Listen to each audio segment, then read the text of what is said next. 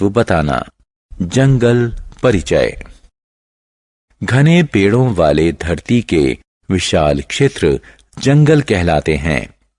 पृथ्वी के कुल भूक्षेत्र का लगभग 30% जंगलों से ढका हुआ है। इन्हें वन भी कहते हैं। जंगल में बड़े बड़े पेड़ ही नहीं, छोटे छोटे पौधे और झाड़ियां भी होती हैं। जंगलों में तरह तरह के पेड़ पौधे यानी वनस्पति और जीव जंतु पाए जाते हैं। जीव जंतु और वनस्पति के अलावा अनेक आदिवासी समुदाय भी जंगलों में रहते हैं। वे अपना भोजन और कपड़े जंगल से ही लेते हैं। जंगल से मिलने वाली चीजों से उनकी आजीविका चलती है। जंगलों की संरचना। पेड़ों और झाड़ियों के ऊपरी हिस्से में शाखाएं और पत्तियां होती हैं। उसे मुकुट या छत्र कहते हैं। ऊंचे पेड़ों के छत्रों से जंगल की छत बनती है। जंगल की छत छतरी की तरह जंगल को धूप से बचाती है। जंगल की जमीन गर्म और आर्द्र होती है। इस पर पत्ते, शाखाएं, कीट पतंगे, काई और फफूंद तथा जीवाणु जैसे सूक्ष्म जीव रहते हैं जो हमारी आंख को दिखाई नहीं देते। यह सूक्ष्म जीव जैविक पदार्थ को विघटित कर गहरे काले रंग का पदार्थ ह्यूमस खाद बनाते हैं। यह खाद पौधों को पौष्टिक तत्व देती है और मिट्टी को उपजाऊ बनाती है। जंगल की कई परतें दिखाई देती हैं क्योंकि पेड़ों की ऊंचाई अलग अलग होती है। सबसे ऊपरी परत ओवर स्टोरी कहलाती है। झाड़ियों, जड़ी बूटियों और काई की निचली परतों से अंडर स्टोरी बनती है। जंगल और उससे मिलने वाली चीजें। पेड़ों से पैदा होने वाले बीजों को पवन, जल और जीव जंतु हर तरफ फैला देते हैं। जंगल की गर्म और आर्द्र जमीन बीजों के अंकुरण के लिए उपयुक्त है। अंकुरित बीजों से अंकुर फूटते हैं जो पहले पौधा और फिर पेड़ बन जाते हैं। जंगल हमें ईंधन और फर्नीचर के लिए लकड़ी, पशुओं के लिए चारा, औषधीय वनस्पति, कागज, बांस, रबड़, गोंद और तरह तरह की दूसरी चीजें देते हैं। खाद्य श्रृंखला। नाश्ते का समय है। रिया पनीर का टुकड़ा खा रही है। उसने सोचा कि क्यों न पता लगाया जाए कि इस पनीर के टुकड़े की शुरुआत कहां से हुई। पनीर दूध से बनता है और दूध गाय से मिलता है। गाय वनस्पति यानी पौधे खाती है। पेड़ पौधे सूरज की धूप की मदद से अपना भोजन तैयार करते हैं। इस तरह रिया खाद्य श्रृंखला की पहली कड़ी तक पहुंच गई है। खाद्य श्रृंखला ऐसा सिलसिला है जिसमें ऊर्जा एक जीव से दूसरे जीव तक पहुंचती है।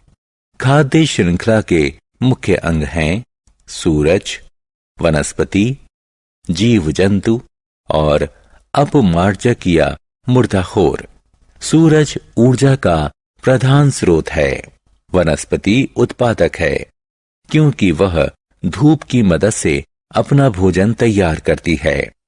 जीव जंतु यानी पशु उपभोक्ता हैं। जीव जंतु वनस्पति खाने वाले शाकाहारी या मांस खाने वाले मांसाहारी हो सकते हैं। कुछ जीव जंतु सर्वाहारी यानी वनस्पति और दूसरे जीवों दोनों को खाने वाले हो सकते हैं। अपमार्जक मुर्दा जीवों को खाते हैं। आइए खाद्य श्रृंखला का एक आसान सा उदाहरण लेते हैं।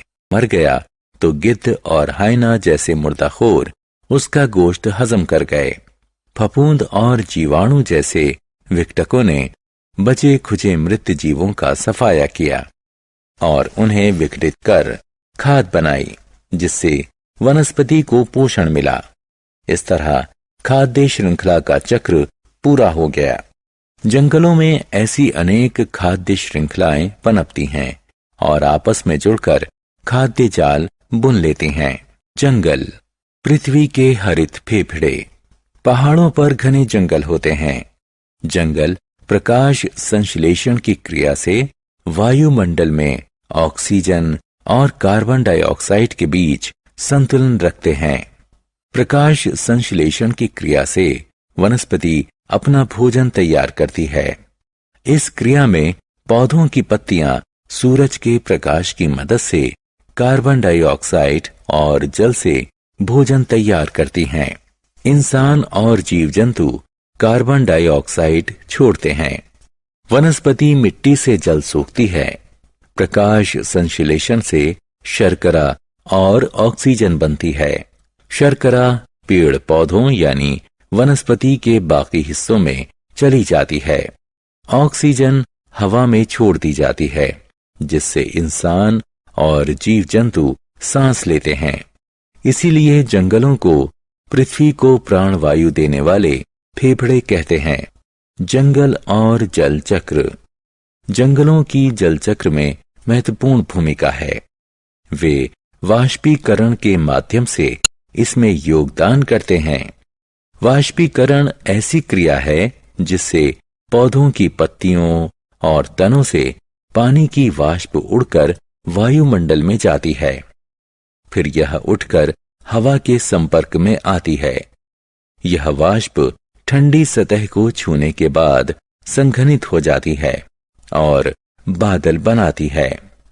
बादलों में जल की बूंदें जब बहुत अधिक हो जाती हैं तो बारिश के रूप में धरती पर गिरती हैं।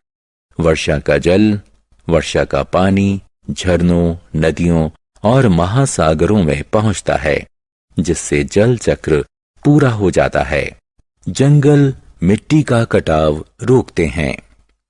लीना ने एक अखबार में एक सुर्खी देखी, जंगल ना होने से आई अचानक बाढ़। इसे पढ़कर वह जंगल और बाढ़ के बीच का संबंध जानने के लिए उत्सुक हो गई है। पौधों की जड़ें न सिर्फ उन्हें मिट्टी में जमाती हैं, बल्कि मिट्टी को भी बांधे रखती हैं। जंगल नष्ट होने पर मिट्टी की ऊपरी परत ढीली हो जाती है, जिसे जल और पवन बहा ले जाते हैं। इसके कारण रेगिस्तान फैलता जाता है। मिट्टी की उपजाऊ शक्ति भी कम हो जाती है। मिट्टी की ऊपरी परत हट जाने से बारिश का पानी सोखने की मिट्टी की क्षमता कम हो जाती है। इसके परिणाम स्वरूप बाढ़ आती है। जंगल, वायु